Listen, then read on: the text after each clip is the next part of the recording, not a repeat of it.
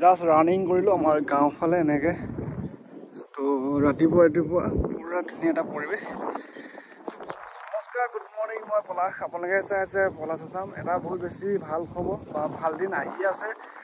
আছাম পুলিচে হওক, SSC GD কনষ্টেবলে হওক, অগ্নিবীৰ হওক, বৰ্তমান যোনসকলে অগ্নিবীৰ এক্সাম দি থৈছে বা তেওঁলোকক দিয়া হ'ল, তেওঁলোকৰ কাৰণে এইটো বিশেষ আপডেট হ'বলৈ গৈ আছে। আৰু লগতে অসম পুলিচৰ ভাল খবৰ কিহৰ কাৰণে, SLPBত বৰ্তমান অফিচিয়েলিভাৱে এই মাহতে তেওঁলোকৰ ফাইনেল লিষ্টটো প্ৰকাশ পাবগৈ, যিহেতু মই শুনিছোঁ। সেইকাৰণে মই শ্বেয়াৰ কৰিছোঁ মোৰ পলাশ আছাম ইউটিউব চেনেলৰ যোগেদি। আৰু মোৰ যোনসকলে ছাবস্ক্ৰাইবাৰ, লগতে মোৰ যোনসকলে ভিডিঅ' আপডেটৰ কাৰণে ৱেইট কৰি থাকে, তো তাৰ কাৰণে যে এই জুলাই মাহতে আছাম কামাণ্ডো হওক, ABB কনষ্টেবলৰ যিবিলাক আমাৰ তেওঁলোকৰ ফাইনেল লিষ্ট প্ৰকাশ পাবলগীয়া আছে, তো এই জুলাই মাহৰ ভিতৰতে আহি যাব। চিন্তা কৰিব নালাগে, সেইটো অসম পুলিচৰ কাৰণে বহুত ভাল খবৰ। লগতে SSC GD কনষ্টেবলৰ ভাল খবৰটো এইটোৱে যে তেওঁলোকৰ ফিজিকেল টেষ্ট বেছিদিন নাই, তেওঁলোকে এতিয়া ফিজিকেল টেষ্ট দিব লাগিব, যোনসকলৰ নাম আহি গ'ল। আৰু অসম পুলিচত যোনসকলে চাকৰি পাব, তেওঁলোকৰ সেই SSC GD কাটঅফটো কমি যাবগৈ। সেইটো SSC GD কনষ্টেবলৰ এটা ভাল খবৰ। লগতে যোনসকলে অগ্নিবীৰ বৰ্তমান ৰিটেন এক্সাম দি দিছে, তেওঁলোকৰ কাৰণে আপডেটটো লৈ আহিছোঁ। আপডেটটো মানে কেনেকুৱা টাইপৰ, মই ধুনীয়াকৈ ভিডিঅ'ৰ যোগেদি কৈ আছোঁ। তেওঁলোকে এতিয়া এক্সামটো পাছ কৰিলে তেওঁলোকক 1600 মিটাৰ ৰানিং কৰিব মানে মাতিব। এতিয়া 1600 মিটাৰ ৰানিংটো কেনেকুৱা হয়, যোনসকলে এক্সিলেণ্ট মানে 5 মিনিট 30 ছেকেণ্ডৰ ভিতৰত সোমাব, তেওঁলোকক এক্সিলেণ্ট মাৰ্ক দিয়া হ'ব। লগতে তেওঁলোকক যদি 5 মিনিট 45 ছেকেণ্ডৰ ভিতৰত সোমায়, তেওঁলোকক তাতো এটা নম্বৰ দিয়া হ'ব। সেই মাৰ্কটো সেনেকৈ আছে। লগতে 1600 মিটাৰ ৰানিং মানে 1600 মিটাৰ ৰানিং কৰিব লাগিব, টাইম দিয়া থাকিব, অগ্নিবীৰসকল কৈছোঁ। আৰু লগতে তেওঁলোকক ৰানিং কৰাৰ পিছত চিন আপ মাৰিব লাগিব। সেই 14টা মানে মাৰিব দিব, তাত খালি তোমালোকৰ তাতে কাউণ্টিং কৰিব, তাতে নম্বৰ আছে, চিন আপৰ নম্বৰ। তো তোমালোকে সেইটো কৰি থাকিবা। লগতে চিন আপ মৰাৰ পিছত তোমালোকক জিগ জাগ বেলেঞ্চ দিব, তো এটা খোজকাঢ়িব দিব, তাৰপিছত এটা 9 ফুট জাম্প মাৰিব দিব। অগ্নিবীৰসকলক কৈছোঁ, যদি এক্সাম দি থৈছা, যদি ভাল হৈছে বেয়া হৈছে বুলি নকওঁ, কোনে কিমান নম্বৰ পাব সেইটো নকওঁ। যোনসকলে এক্সাম দি থৈছে তেওঁলোকে খালি সাজু হ'বলৈ হ'ল যে 1600 মিটাৰ ৰাস্তাত, ফিল্ডত, সেনেকৈ ফিল্ডত হ'লে 4 পাক 400 মিটাৰ টেক দিব। তো সেনেকুৱা ধৰণৰ কথা। আৰু শ্বিলঙতে চাগে ৰানিং কৰিব মাতিব, বা শ্বিলঙত বা এইফালে তেজপুৰতো আছে আমাৰ।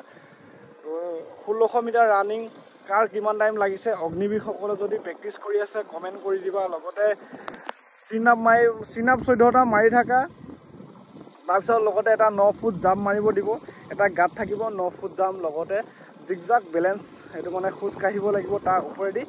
তো সেইটো আৰু সেইটো পাছ কৰিলে তোমালোকৰ তেতিয়া পিছদিনাখন মেডিকেল বা সেইটো হৈ থাকিব। মানে মেডিকেলত মই ভিডিঅ' এটা ভালকৈ লৈ আহিম, যিহেতু ইণ্ডিয়ান আৰ্মিত হওক বা অগ্নিবীৰ ময়ো পাছ কৰি থৈছিলোঁ। মানে কি ফাইনেল মেৰিটত মোৰ নামটো নাহিলগৈ, কিন্তু মই আমাৰ প্ৰথমে ফিজিকেল হৈছিলে, ফিজিকেলৰ পিছত এক্সাম হৈছিলে, তাৰপিছত মানে ফিজিকেলৰ পিছত মেডিকেল হৈছিলে, তাৰপিছত এনেকৈ এক্সাম হৈছিলে, কিন্তু মেৰিটত প্ৰকাশ নাপালেগৈ। তো তাৰ কাৰণে মই আজি আপডেটটো লৈ আহিছোঁ। অগ্নিবীৰসকল যিহেতু আমাৰ অসমৰ পৰাই যোনসকলে অগ্নিবীৰ দি থৈছে, মানে কি হয়, অসম পুলিচতো যাবগৈ, SSC GD কনষ্টেবলতো যাবগৈ, তাৰপিছত অগ্নিবীৰ আহিব, আৰু তেতিয়া মানে ল'ৰাবোৰ কমি যাবগৈ। মানে তেতিয়া সেইটোৱে আৰু এটা বহুত ভাল খবৰ, ভাল দিন আহি আছে অসমৰ ল'ৰা ছোৱালী যোনসকলে ফৌজি হ'ব মন আছে বা ডিফেন্সৰ চাকৰিটো ভাল পায় বা লাগি আছে, দিনে ৰাতিয়ে কষ্ট কৰি আছে তাৰ কাৰণে। কোনোবাই পঢ়িছে, কোনোবাই ৰাতিপুৱা শুই উঠি দৌৰিছে, আবেলি দৌৰিছে। তো সেনেকৈ আৰু মই আপডেটবোৰ দি যাম মোৰ পলাশ আছাম ইউটিউব চেনেলটো। যদি নতুন বা প্ৰথম চাই আছে, তো ছাবস্ক্ৰাইবটো কৰি ল'বা। কি হয়, এতিয়া ৰানিং কৰিব আহিলোঁ, আমাৰ গাঁৱৰ পৰিৱেশটো এনেকুৱা ধৰণৰ। তো এতিয়া খেতি পথাৰৰ ছিজন, হয়তো কিছুমানে গমেই পায়। তেনেকৈ মই ভিডিঅ'টোৰ যোগেদি ক'লোঁ। আৰু লগতে SSC GD কনষ্টেবলৰ অসম পুলিচ যদি জইনিং মানে লিষ্টটো প্ৰকাশ পাইছে, অসম পুলিচৰ ফালৰ পৰা লিষ্টটো প্ৰকাশ পাই গ'লে SSC GDত কেণ্ডিডেট বহুত কমি যাবগৈ। সেইকাৰণে তোমালোকে দৌৰিব যাবা, ফিজিকেল টেষ্ট দিবা। যিহেতু বহুতে কৈ থাকে 1 নম্বৰ 2 নম্বৰ বেছি আছে, যাম জানো।